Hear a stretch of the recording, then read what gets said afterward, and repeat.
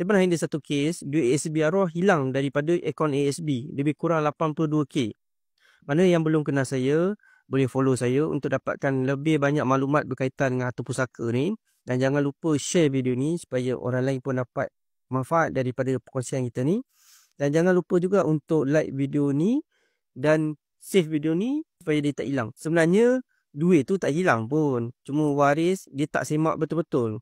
Dia tengok dalam buku tu ada, tapi mungkin entah kesilapan macam mana dia kata hilang. Tapi bila saya buat semakan, sebenarnya duit tu ada je dalam akaun ASB tu.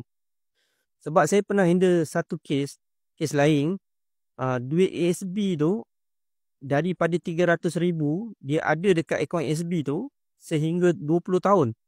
Masih dekat situ. Daripada 200,000 duit tu jadi 1 juta. Lagipun baik juga kalau dia tak transfer kat wang tak dituntut, sebab duit tu boleh berkembang. Untuk kes waris ni saya bantulah sehingga selesai. Cuma nak katanya masalah ni timbul bila waris dia duk kata benda ni boleh auto selesai. Kalau tak ada penambah tak akan selesai. Lepas tu ingat kalau kata meninggal dia akan auto selesai. Tak juga.